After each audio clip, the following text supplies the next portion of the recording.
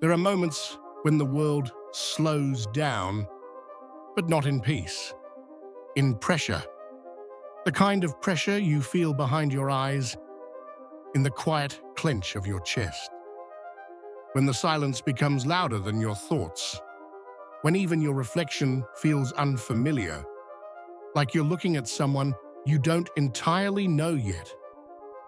And you wonder, softly, secretly, am I ever going to become who I dream of being? You scroll through 1,000 polished snapshots of people who seem certain, people who move like they were born, knowing the way.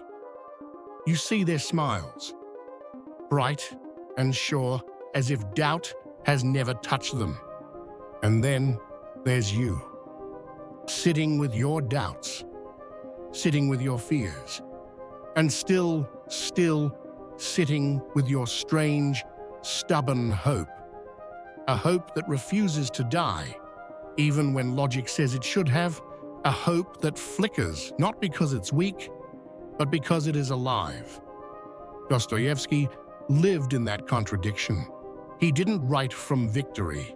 He wrote from exile, from prison, from the trembling fear of death, from seizures that racked his body, from betrayals that broke his heart. And still, he gave the world words that breathe fire today.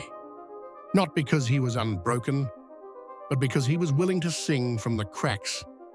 He didn't offer answers neatly tied with ribbons. He offered questions, messy, aching, necessary questions. He believed that suffering was not a detour away from life, but the direct, merciless road into it. That every crack in your armor is a place where something real can grow. He wrote not to impress the world. He wrote to understand his own soul, and in doing so, touched countless others. Maybe that's where you are right now. Not at the triumphant ending, but deep in the muddy middle.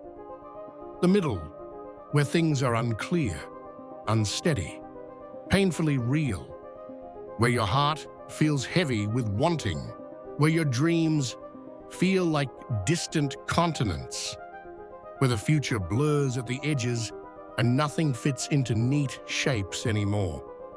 You're not lost, you're not failing, you are walking through the wild forest of your own becoming.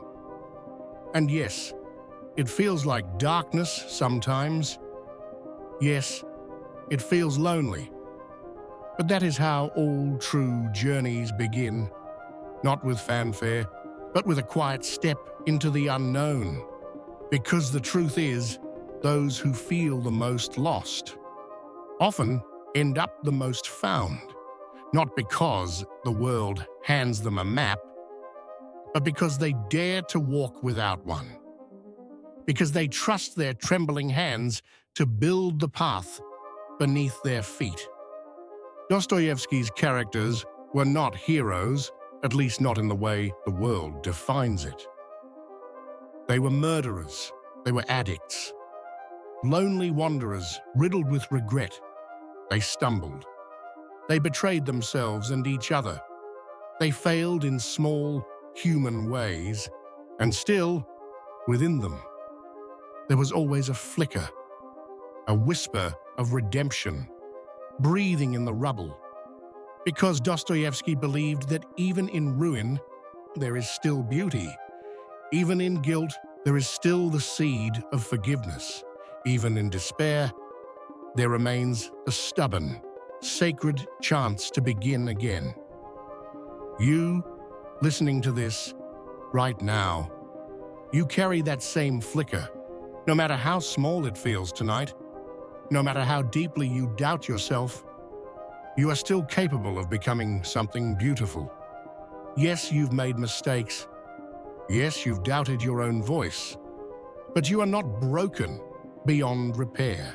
You are growing in the unseen places, roots pushing through dark soil, stronger for being hidden. You are forging meaning out of the mess, weaving gold out of your own undoing. Maybe the world won't clap for that. Maybe no one will see the wars you fought silently, but I see it. And Dostoevsky would have too. Because the strength you're building now, the strength to feel deeply, to dream without certainty, to keep moving without applause. That strength is the kind the world needs most. It is rare, it is real, it is soul. He once wrote, "To live without hope is to cease to live." And even in his darkest stories, even when characters fell to their knees in despair, hope never disappeared. It simply hid, quietly, patiently, like seeds asleep beneath frozen ground. You have seeds like that inside you. The dream that refuses to die. No matter how long you try to silence it, the call that hums through your bones when everything else falls silent, the stubborn little voice that whispers, "You were made for more." And I know, the road feels endless. Others seem so far ahead, dancing on stages you can barely imagine stepping onto. But listen to me carefully. Time is not a race, and souls do not grow on someone else's clock. You are not late.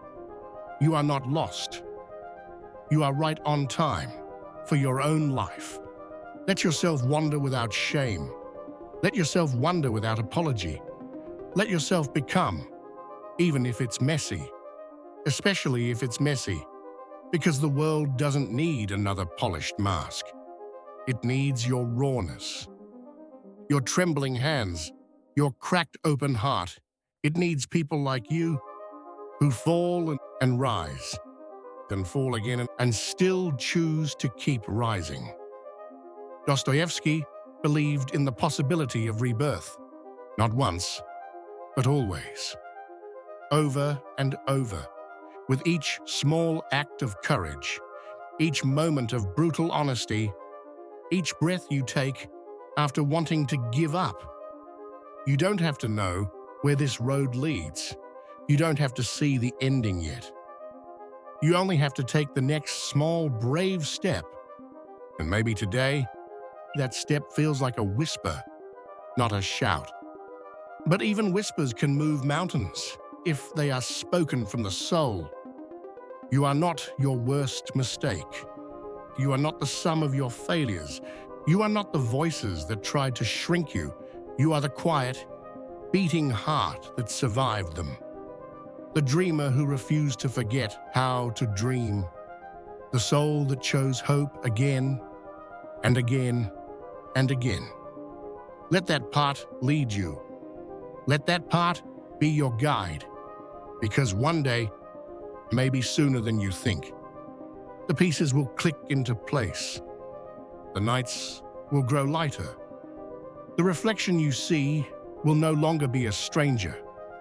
You will not see a failure. You will not see a question mark.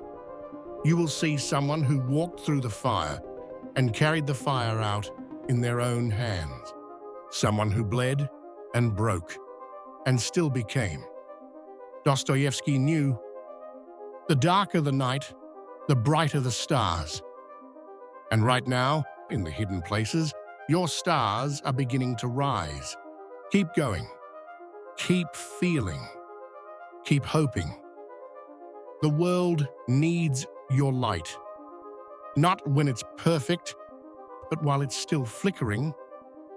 Because that flicker, that fragile, stubborn flicker, it's enough. It's always been enough. It always will be.